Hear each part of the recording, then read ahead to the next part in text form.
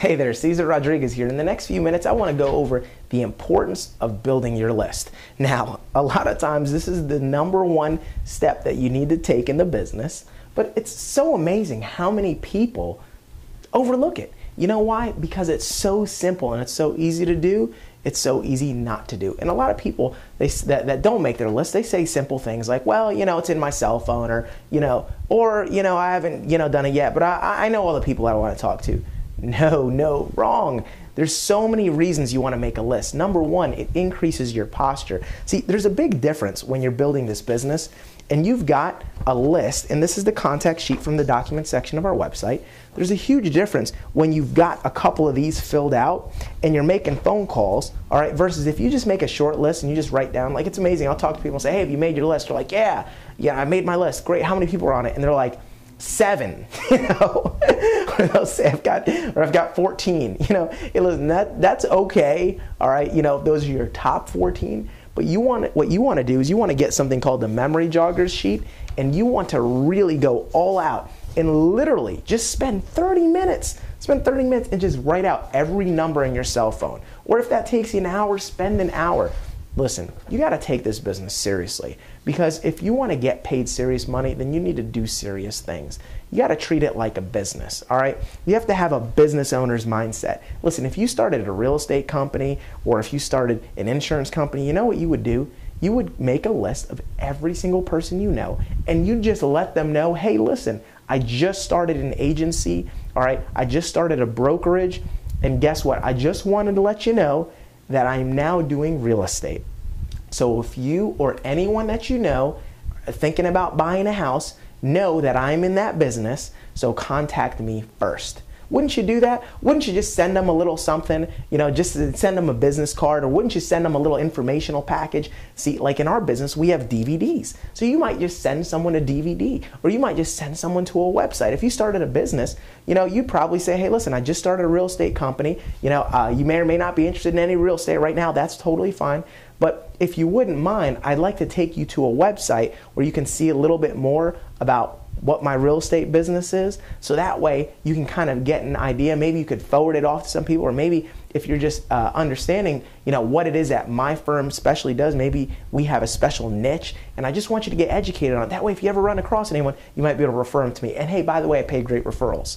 See, wouldn't you just do something like that? You just want to get your name out there. Because listen, the last thing you want to do is be in the secret service with Prepaid Legal, all right?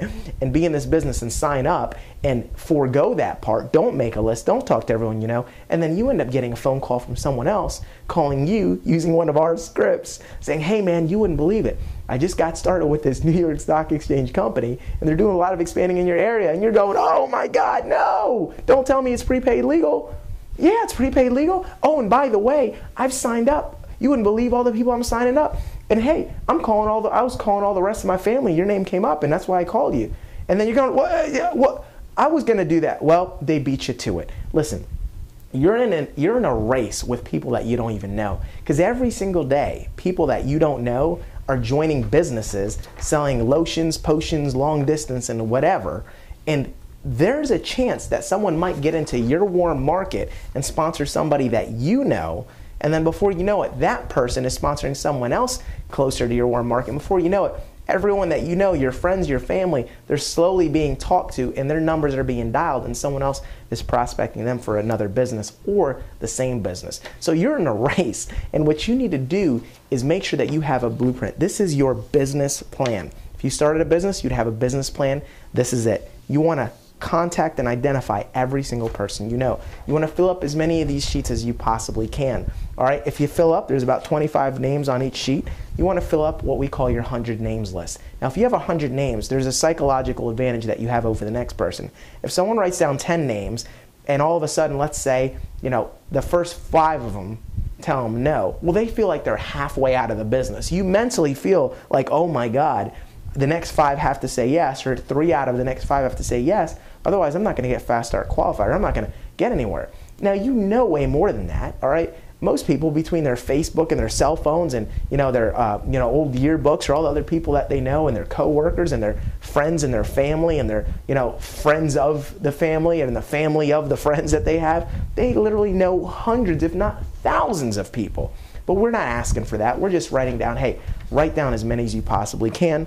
And again, to jog your memory, use the memory jogger on the website. If you take this first part of the business seriously and you have 100 names, when 5 people tell you no, you're going, fine, I got 95 more people to go. I don't even have time to be bothered by what these initial people say. So again, you have the psychological edge over the next guy that just makes a little puny list, all right? So you wanna make sure you do that, and don't buy into the excuse that you don't know people. Don't be that person who says, well, I don't know anyone. You're lying to yourself, and you're already generating an excuse. And don't even say that, because the minute you say that, you start to believe it. So automatically just ask yourself, say, where else do I know people? Don't say I don't know anyone. Ask yourself in your brain a question. Ask your subconscious minders, where are all the people that I know? I've been around for 21 years, 40 years, 60 years. Where are all those people, and how could I find them? Who knows them? If you died, who would go to your funeral, all right? What weddings have you been invited to?